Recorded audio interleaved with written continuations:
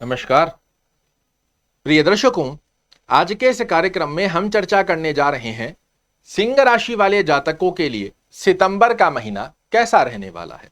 कुछ इस क्रमबद्धता से हम समझेंगे कि सितंबर के महीने में सिंह राशि वाले जातकों के लिए स्वास्थ्य दृष्टिकोण की स्थिति कैसी रहने वाली है, धन दृष्टिकोण क्या संकेत दे रहा है। इस महीने धन से संबंधित आपके कार्य रुकेंगे या आएगी छोटी छोटी व्यवधान, कर्म क्षेत्र में आपको किस प्रकार अच्छी उपलब्धि मिलेगी या फिर करना पड़ेगा छोटा मोटा समस्याओं का सामना, भाग्य दृष्टिकोण, शिक्षा, यात्रा, दाम्पत्य जीवन और प्रेम संबंधों की स्थिति किस प्रकार सितंबर के महीने में आपके सामने प्रदर्शित होने जा रही है, यही जानकारी लेकर आज आपके सामने उपस्थित हुआ हूं।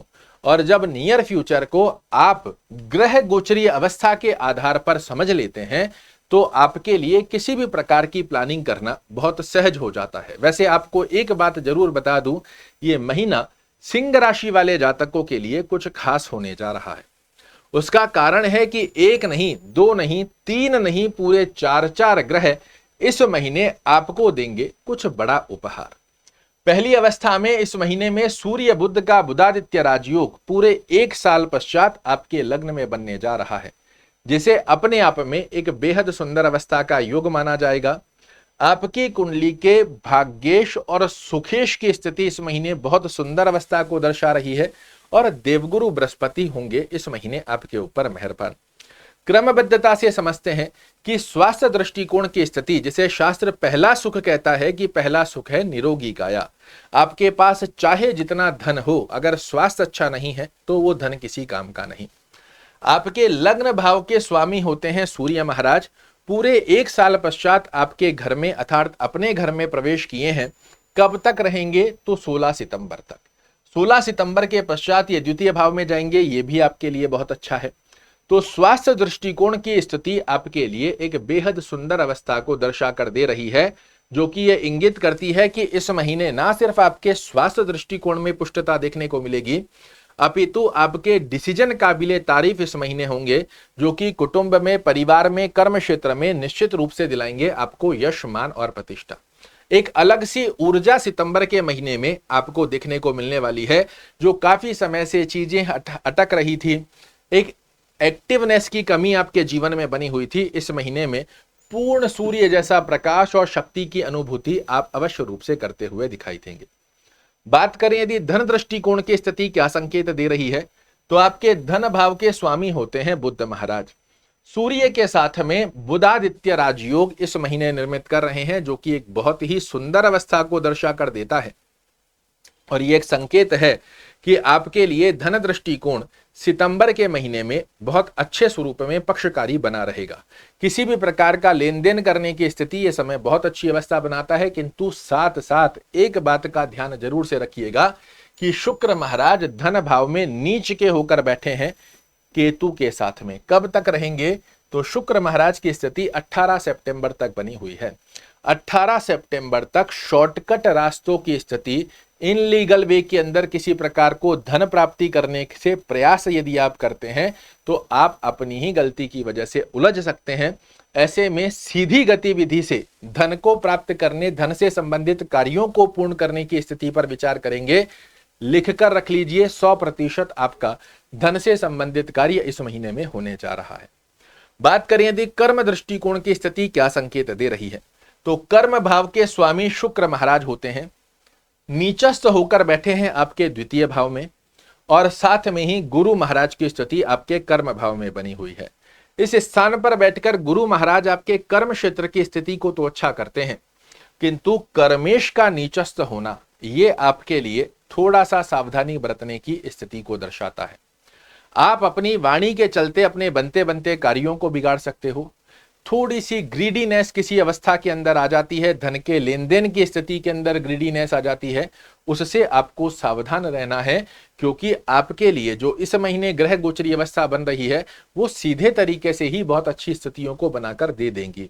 तो ऐसे में थोड़ा सा अपनी वाणी पर संयम रखिएगा, लेन देन की स्थिति और इस महीने ग्रीडीनेस, लालच की अवस्था से दूर रहने का प्रयास कीजिएगा, अन्यथा सीधी सीधी गतिविधियां उल्टी पड़ जाएंगी और आपके लिए तनाव क्रिएट हो जाता है।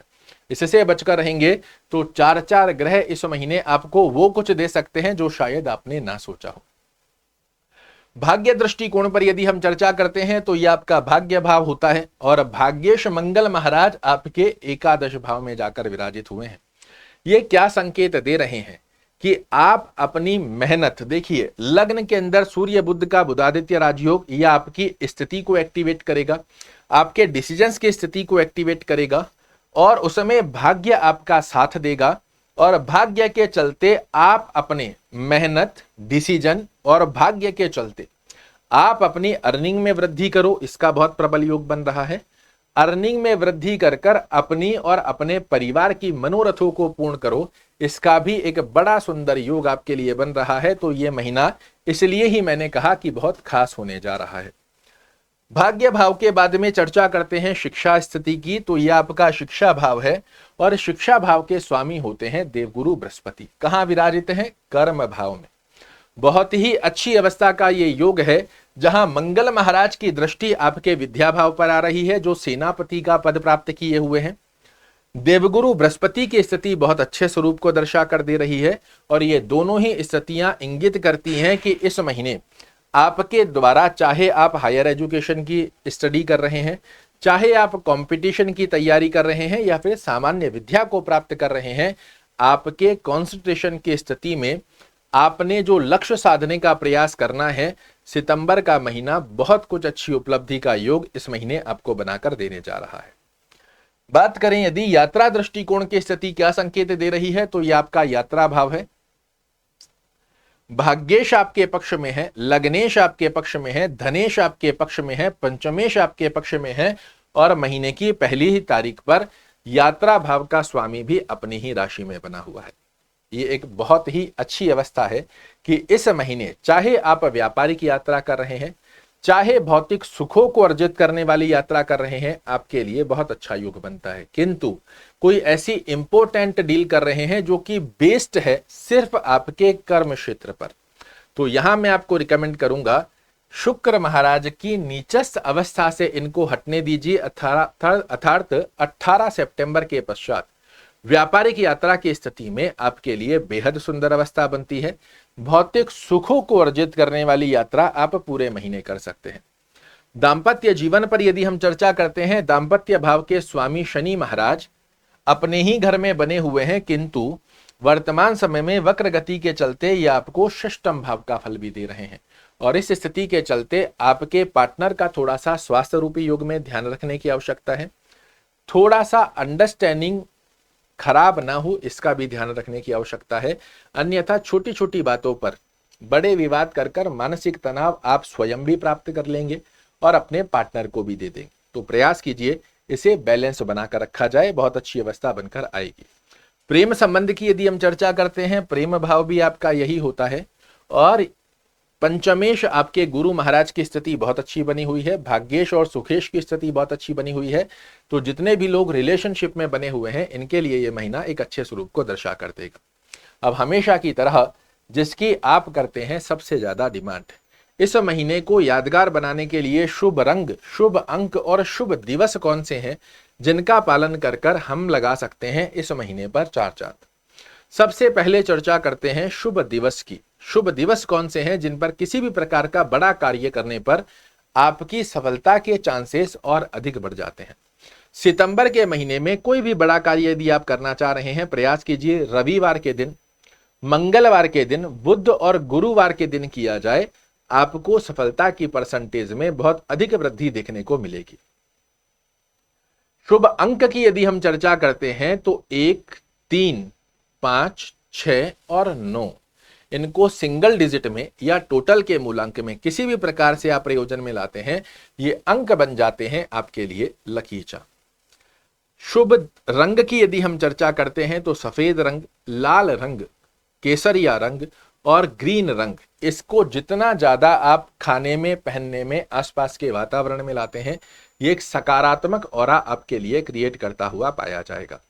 ब्रह्म की पर यदि हम चर्चा करते हैं तो इस महीने पूरे 1 साल पश्चात आपके लग्न में ही सूर्य बुध का बुधादित्य राजयोग निर्मित हो रहा है। इन दोनों ग्रहों की आराधना कीजिए, ये आपको बड़ा उपहार देने के लिए तत्पर खड़े हैं। आदित्य हृदय स्तोत्र का पाठ करना या सुनना, दोनों में से जो संभवत स्थिति बनती है इसे फॉलो कीजिए। साथ ही गणपति अथर्वशीर्ष का पाठ करना या सुनना, या फिर गणेश चालीसा का पाठ करना या सुनना, दोनों में से जो संभवत स्थिति बनती है इसे फॉलो कीजिए। सूर्य बुध का बुधादित्य राजयोग आपके लिए इस महीने को निश्चित रूप से बना देगा यादगार। आशा करता हूं मेरे द्वारा दी गई यह जानकारी आपको पसंद आएगी। कल फिर से एक नई जानकारी लेकर आपके सामने उपस्थित होऊंगा। तब तक के लिए नमस्कार।